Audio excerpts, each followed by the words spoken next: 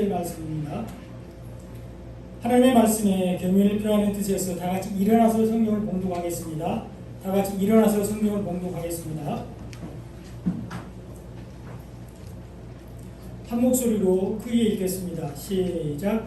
다윗이 그를 가리켜 이르되 내가 항상 내 앞에 계신 주를 배웠으며 나로 요동하지 않게 하기 위하여 그가 내 우편에 계시도다. 그러므로 내 마음이 기뻐하였고 내 혀도 즐거워하였으며 육체도 희망에 거하리니 이는 내 영혼을 음부에 버리지 아니하시며 주의 거룩한 자로 썩음을 당하지 않게 하실 것이미로다. 주께서 생명의 길을 내게 보이셨으니 주 앞에서 내게 기쁨이 충만하게 하시리로다 하였으므로. 아멘. 자리에 앉아주시기 바랍니다. 오늘 우리에게 주신 말씀의 제목은 복음 안에서 누리는 축복입니다. 오늘 말씀을 통해서 하나님께서 우리에게 주시는 말씀의 풍성한 은혜가 넘쳐나길 바랍니다. 오늘 말씀은 예수님이 부활하신 후에 오순절날 마가의 다락방에서 예수님께서 약속하신 성령을 기다리다가 성령을 받은 베드로가 성령이 충만해서 담대하게 예루살렘 성전에 모인 많은 여러 나라에서 온 유대인들에게 설교하는 내용입니다. 그리고 이 본문은 다윗이 기록한 시편 16편 8절로 11절 말씀을 인용하고 있습니다. 시편 16편 8절로 11절에 이렇게 기록되어 있습니다. 내가 여호와를 항상 내 앞에 모시며 그가 나의 오른쪽에 계심으로 내가 흔들리지 아니하리로다. 이러므로 나의 마음이 기쁘고 나의 영도 즐거워하며 내 육체도 안전히 살리니 이는 주께서 내 영혼을 수월에 버리지 아니하시며 주의 거룩한 자를 멸망시키지 않으실 것임이니이다. 주께서 생명의 길을 내게 보이시리니 주의 앞에는 충만한 기쁨이 있고 주의 오른쪽에는 영원한 즐거움이 있나이다. 이렇게 기록되어 있습니다. 베드로는 다윗이 기록한 시편 구약 성경을 인용해서 하나님을 잘 믿는다고 하면서도 실제로 메시아이신 예수님을 믿지 않는 그들에게 예수님을 증거하고 있습니다. 유대인들이 존경하는 다윗의 고백을 통해서 예수님을 증거하고 있습니다. 성경 전체가 예수님에 대해서 예수님을 증거하고 있기 때문입니다. 그러므로 우리가 구약을 잘 모르면 신약을 해석하기가 어렵고 신약으로 구약에서 약속한 언약과 그 약속들이 어떻게 성취되었는지를 우리가 증명해야 됩니다. 성경은 예수 그리스도를 통한 하나님의 구속의 성취라는 한 가지 주제를 다루고 있습니다. 오늘 말씀을 통해서 예수 그리스도를 통한 복음의 축복이 무엇인지 몇 가지로 살펴보면서 은혜를 나누고자 합니다. 다윗은 항상 주님을 앞에 모시고 살았습니다. 오늘 본문 25절에 보면 다윗이 그를 가리켜 이르되 내가 항상 내 앞에 계신 주를 배웠으며 나로 요동하지 않게 하기 위하여 그가 내 우편에 계시도다. 이렇게 말씀하고 있습니다. 다윗은 항상 내 앞에 계신 주를 배운다고 말씀하고 있습니다. 이것을 시편 16편 8절에서는 내가 여호와를 항상 내 앞에 모시며 그가 나의 오른쪽에 계심으로 내가 흔들리지 아니하리로다. 여호와를 항상 내 앞에 모신다고 말씀하고 있습니다. 그러므로 흔들리지 않는다고 고백하고 있습니다. 다윗은 언제나 어디서나 하나님을 항상 앞에 모시고 살았습니다. 다윗은 항상 하나님을 앞에 모시고 신앙생활을 했습니다. 여기서 우리가 주목할 단어가 내 앞에라는 단어입니다. 다윗은 언제나 하나님을 자기 앞에 모시고 살았습니다. 이것이 중요합니다. 많은 성도들이 하나님을 모시고 살지만 항상 앞에 모시고 살지는 않는 경우가 많습니다. 힘들고 어려울 때는 하나님을 찾지만 모든 일이 잘 되고 형통할 때는 하나님을 잘 찾지 않는 경우가 있습니다. 모든 일이 계획대로 풀리고 모든 일이 내가 생각하는 대로 잘 되어지면 하나님을 찾지 않는 경우가 있습니다. 내 몸이 건강하고 사회생활이나 신앙생활에 아무런 문제가 없고 어려움이 없으면 하나님을 잊고 살 때가 있다는 것이죠. 우리가 성도로서 하나님을 의식하고는 있지만 일단 내가 먼저 앞서가고 문제가 생기면 그때서야 하나님을 찾는 경우가 있습니다. 그러므로 내가 형통할 때, 평안할 때의 하나님은 멀찍이 계시는 하나님, 내 뒤에 계시는 하나님으로 우리가 살아갈 수가 있다는 것입니다. 그러나 오늘 다윗은 내가 항상 내 앞에 계신 주를 배움든다 이렇게 말하고 있고, 내가 항상 여호와를 내 앞에 모신다고 고백하고 있습니다. 다윗은 필요할 때만 주님을 찾는 것이 아니었습니다. 다윗은 언제나 어떤 상황에서도 하나님을 앞에 모시고 살았는데, 이것이 주님께서 원하시는 진정한 섬김입니다.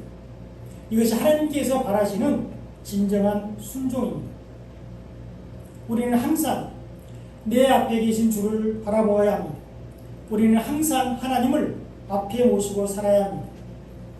예수님께서 이 땅에서 우리에게 보여주신 믿음의 본을 따라서 살아야 합니다. 하나님이 앞서가시고 우리는 그 뒤를 따라가야 합니다. 하나님보다 앞서지 말고 하나님의 뜻보다 앞서지 말아야 합니다. 하나님의 말씀보다 앞서지 않고 범사에 하나님의 뜻을 따라서 살아야 합니다. 그러면 다윗이 항상 주님을 바라본다고 했는데, 구체적으로 주님을 바라본다는 것이 무슨 뜻일지 살펴보겠습니다. 하나님을 앞에 모신다는 것이 어떤 의미인지 살펴보도록 하겠습니다. 오늘 본문 사도행전 2장 25절을 보면, 내가 항상 내 앞에 계신 주를 배웠으니 나로 요동하지 않게 하기 위하여 그가 내 우편에 계시도다 이렇게 고백하고 있습니다. 다윗은 항상 앞에 계신 주를 본다고 말하고 있습니다. 시편에서는 항상 앞에 모신 하나님이, 사도행전에서는 항상 앞에 계신 주로 다윗을 지키고 있습니다. 그러므로 항상 네 앞에 계신 주님, 언제나 나와 함께 하시는 주님을 바라보는 것, 예수님을 믿는 것이 하나님을 앞에 모시고 사는 삶입니다. 나를 위해 죽으셨으나 부활하신 주님, 그래서 살아계셔서 아직도 내 안에 나와 함께 계시는 그 주님을 믿는 것이 하나님을 모시는 삶입니다. 전에도 계셨고 지금도 계시고 앞으로도 계실 영원한 주님을 믿는 것이 하나님을 모시는 삶입니다. 그리고 예수님이 전한 복음을 믿는 것이 하나님을 모시는 삶입니다. 보이지 않는 하나님을 모시는 방법은 예수님을 믿는 것밖에 없습니다. 예수님이 하나님의 형상이기 때문입니다. 하나님을 모신다는 것은 예수님이 전파한 복음을 우리가 믿는 것입니다. 하나님은 말씀으로 계시는 분이기 때문입니다. 말씀이 하나님이십니다. 예수님을 믿음으로 우리가 하나님을 모실 수가 있습니다. 우리는 복음을 믿음으로 하나님을 모시고 살 수가 있습니다. 복음을 믿는 것이 주님을 바라보는 것이며 하나님을 앞에 모시고 사는 삶입니다. 복음을 믿는 자들은 안전합니다. 복음을 믿는 자들은 흔들리지 않게 됩니다. 예수님께서 자신을 찾는 자들 우편에 계시기 때문입니다. 하나님께서 자신을 앞에 모신 자들의 우편에 계시기 때문입니다. 오른쪽은 하나님의 의를 상징합니다. 오른쪽은 하나님의 능력을 상징하고 있습니다. 주님은 언제나 주님을 바라보는 자들을 안전하게 지키십니다. 하나님은 하나님을 앞에 모시고 사는 사람들을 흔들리지 않고 경고하도록 지키고 계십니다.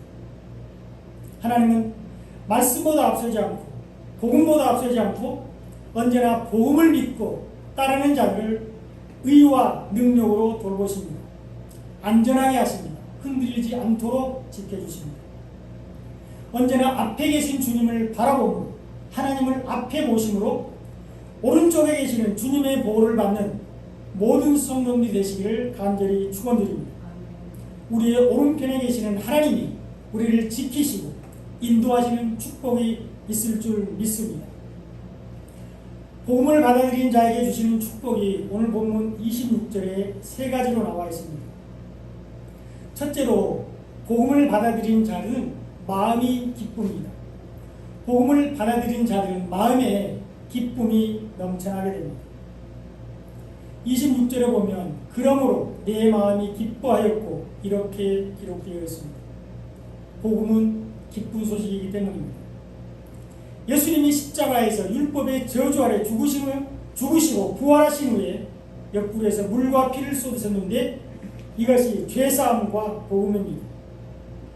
주님은 복음 안에서 우리가 율법의 무거운 멍에를 벗고 자유하게 하셨습니다. 복음 안에서 기뻐하게 하셨습니다. 그러므로 복음을 받아들인 자들은 마음에 기쁨이 넘칩니다. 그전에는 우리가 다 율법 아래에 있었습니다. 율법의 무거운 멍에가 우리의 어깨 위에 드리워져 있었습니다. 613가지나 되는 율법을 지키기 위해서 우리가 부지런히 노력을 했습니다. 많은 노력을 기울였습니다. 이것을 다 지켜야 의롭게 되는데 한 가지라도 어기면 율법 전체를 어기는 것이 되기 때문입니다. 그러므로 율법을 다 지켜서 의롭게 될 수 있는 사람이 없다고 로마서 3장 20절에서는 말씀하고 있습니다. 그러므로 율법의 행위로 그의 앞에 의롭다 하심을 얻을 육체가 없나니 율법으로는 죄를 깨달음입니다. 율법으로는 죄를 깨닫게 할 뿐 우리를 의롭게 할 수가 없습니다. 오직 복음으로만이 우리의 모든 죄가 용서를 받고 구원을 받게 됩니다. 이 복음은 예수님을 바라보는 자, 하나님을 앞에 모신 자에게 주시는데 이 복음을 받아들이는 자는 진리 안에서 자유하게 됩니다. 기뻐하게 됩니다. 마태복음 11장 28절로 30절을 보겠습니다. 이 구절은 제가 설교할 때 자주 인용하는 말씀입니다. 제가 아주 좋아하는 말씀이기 때문입니다. 그리고 이것이 복음이기 때문입니다. 다 같이 한번 읽어보겠습니다. 마태복음 11장 28절로 30절 다 같이 읽겠습니다. 시작. 수고하고 무거운 짐진 가들아 다 내게로 오라. 내가 너희를 쉬게 하리라. 나는 마음이 온유하고 겸손하니 나의 멍에를 메고 내게 배우라. 그리하면 너의 마음이 쉼을 얻으리니 이는 내 멍에는 쉽고 내 짐은 가벼움이라 하시니라. 아멘. 율법으로 인하여 수고하고 무거운 짐을 진 우리를 주님이 부르십니다. 우리를 쉬게 해주시겠다는 것입니다. 우리에게 있는 율법의 무거운 멍에를 벗겨주시겠다는 것입니다. 율법을 버리고 쉽고 가벼운 그러나 너무나도 값진 복음으로 우리를 쉬게 해주시겠다는 것입니다. 율법 아래서 우리는 종이었습니다. 그러나 복음 안에서 우리는 하나님의 자녀로서 아들의 자유를 누리게 되었습니다. 이것이 우리가 기뻐해야 될 이유입니다. 생명의 성령의 법이 우리를 해방했기 때문입니다. 로마서 8장 1절로 2절에 이렇게 기록되어 있습니다. 그러므로 이제 그리스도 예수 안에 있는 자에게는 결코 정죄함이 없나니 이는 그리스도 예수 안에 있는 생명의 성령의 법이 죄와 사망의 법에서 너를 해방하였습니다. 이렇게 기록되어 있습니다. 복음을 받아들인 자들은 마음에 기쁨이 넘칩니다. 둘째, 복음을 받아들인 자들은 혀가 즐겁습니다. 오늘 본문 26절에 보면 내 혀도 즐거워하였으니 이렇게 기록되어 있습니다. 복음을 받아들였더니 마음이 너무너무 기쁜데 우리의 혀도 즐겁다고 말하고 있습니다. 복음을 받아들였더니 우리의 마음이 기뻤는데 우리의 혀도 즐겁다고 말하고 있습니다. 예수님을 구주로 영접하고 났더니 마음이 너무 기뻤는데 덩달아서 우리의 혀도 즐겁다고 말하고 있습니다. 여러분, 혀는 언제 즐거운가요? 어떨 때 혀가 즐겁죠?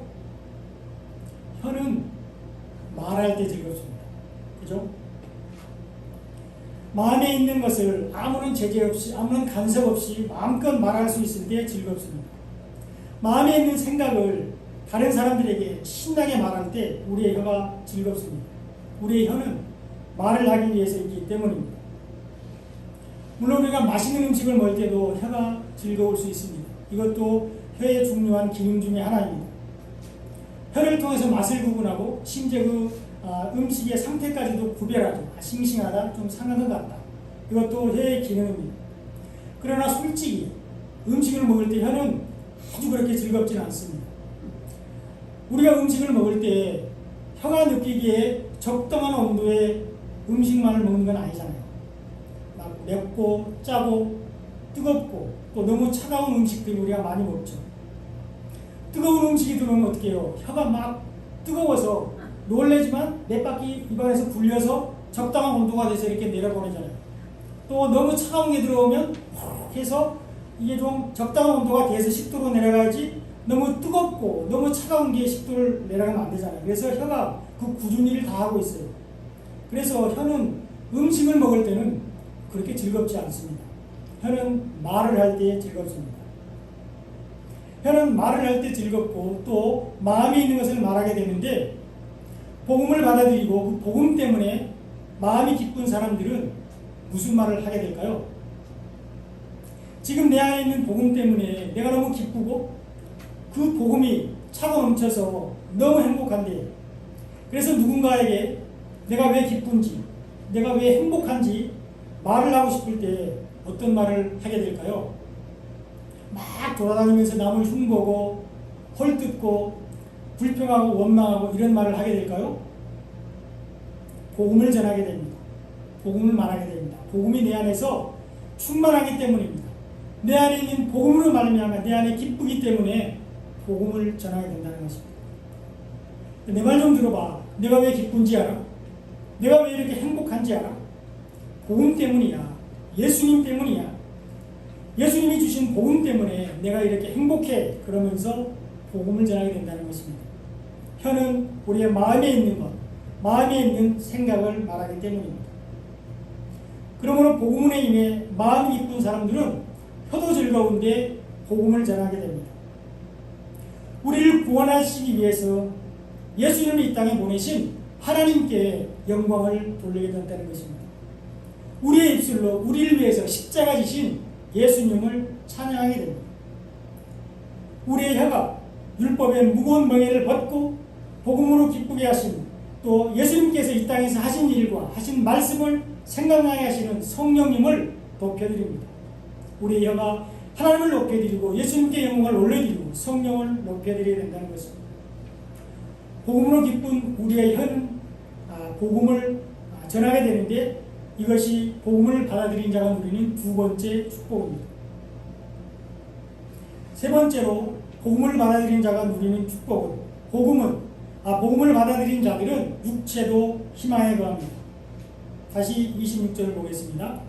육체도 희망에 거하리니, 이렇게 기록되어 있습니다. 복음으로 마음이 기쁜 사람들은 기뻐서 혀로 그 기쁨의 근원인 복음을 전하게 되는데, 그런 사람들은 육체도 희망에 거하게 된다고 말씀하고 있습니다. 영혼의 구원을 받을 뿐만 아니라 육체의 부활에도 참여하게 된다는 것을 말하고 있습니다. 예수님이 죽은 자 가운데서 살아나셔서 부활의 첫 열매가 되셨기 때문에 예수 안에 있는 자들은 부활에 참여하게 됩니다. 복음 안에 있는 자들의 육체도 마지막 날에 부활하게 됩니다. 그러므로 육체도 희망에 거하게 됩니다. 영광의 부활에 참여하게 되는 것입니다. 고린도전서 15장 20절로 20절에 이렇게 기록되어 있습니다. 그러나 이제 그리스도께서 죽은 자 가운데서 다시 살아나서 잠자는 자들의 첫 열매가 되셨도다. 사망이 한 사람으로 말미암았으니 죽은 자의 부활도 한 사람으로 말미암는다도. 이렇게 기록되어 있습니다. 예수님께서 잠자는 자들의 첫 열매가 되심으로 우리도 부활할 수 있습니다. 예수님이 부활하셨기 때문에 우리도 부활할 수 있습니다.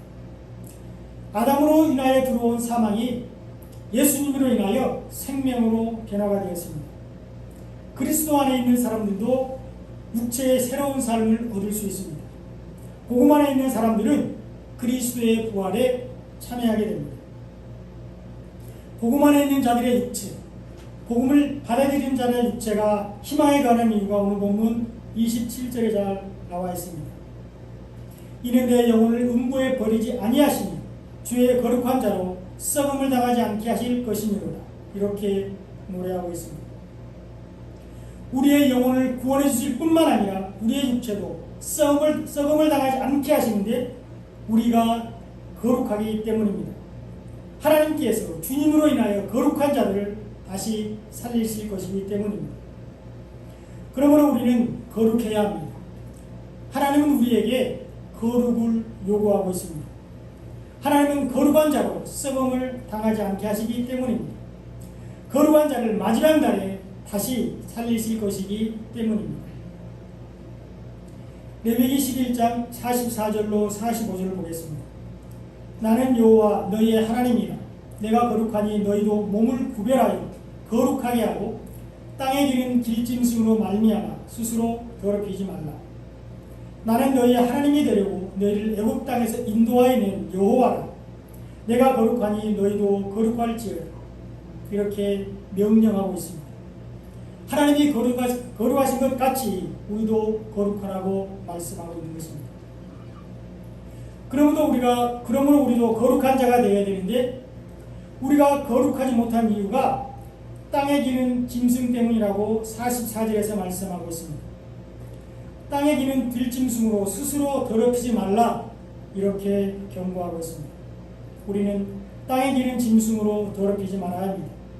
땅에 기는 부정한 짐승으로 인해 우리를 더럽히지 말아야 하는데, 여기서 말하는 땅에 기는 짐승, 부정한 짐승은 율법을 상징하고 있습니다. 율법으로는 거룩해질 수 없다고 말씀하고 있습니다.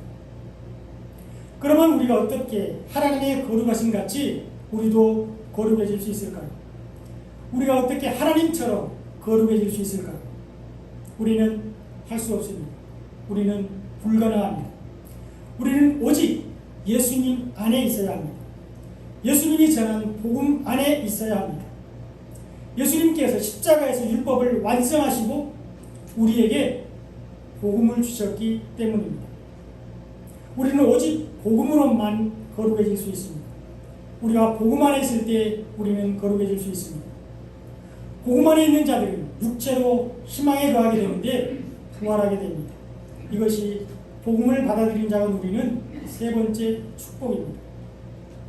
하나님께서 생명의 길로 우리를 인도하시기 때문입니다. 오늘 본문 28절을 보시겠습니다. 주께서 생명의 길을 내게 보이셨으니 주 앞에서 내게 기쁨이 충만하게 하시리로다. 이렇게 기록되고 있습니다. 복음을 받아들인 자들에게 생명의 길을 보이신다고 말씀하고 있습니다. 복음이 생명이기 때문입니다. 복음만이 생명의 길이기 때문입니다. 복음은 죽은 자를 살리는 능력이 있습니다. 이제 말씀의 결론입니다. 다윗은 항상 앞에 계신 주님을 바라보았습니다. 다윗은 항상 부활하신 주님을 바라보았습니다. 다윗은 살아계신 주님만을 바라보았습니다. 다윗은 항상 하나님을 앞에 모시고 살았습니다. 복음을 받아들였다는 것을 말씀하고 있습니다. 다윗은 예수님이 전한 복음을 받아들임으로 항상 앞에 계시는 주님만을 섬겼습니다. 항상 동행하시는 주님만을 의지했습니다. 다윗은 복음을 받아들임으로 항상 하나님을 앞에 모시고 살았습니다. 이런 축복이 사랑하는 성도님들에게 넘쳐나시기를 간절히 축원드립니다. 언제나 주님만을 바라보고 하나님을 앞에 모시고 사는 삶이 되시기를 간절히 축원드립니다. 복음을 받아들인 자들은 마음이 기쁩니다. 율법의 무거운 멍에를 벗고 복음 안에서 행복하게 됩니다. 복음은 기쁜 소식이기 때문입니다. 복음을 받아들인 자들은 혀가 즐겁습니다. 혀는 말할 때 즐겁습니다. 그리고 혀는 우리의 마음이 있는 것을 말하게 됩니다. 그러므로 마음에 복음이 있는 사람들, 그 복음을 인하여 기쁜 사람들은 복음을 전하게 됩니다. 복음을 전하는 것이 즐겁습니다. 이런 축복이 넘쳐나시기를 축원드립니다. 복음을 받아들인 자들은 육체가 희망에 거합니다. 영혼을 음부에 버리지 아니하신 하나님께서 마지막 때에 우리의 육체도 살리십니다. 부활하게 되는 것입니다. 복음으로 거룩한 자가 되어 우리의 육체가 썩음을 당하지 않게 됩니다. 사랑하는 성도 여러분, 항상 내 앞에 계시는 주님을 바라보십시오. 항상 하나님을 앞에 모시고 살아가십시오. 복음 안에서 마음이 기쁘고 복음을 전함으로 혀가 즐거운 삶을 사시기 바랍니다. 우리가 복음 안에 있으면 우리의 육체도 희망에 가게 되는데 부활하게 됩니다.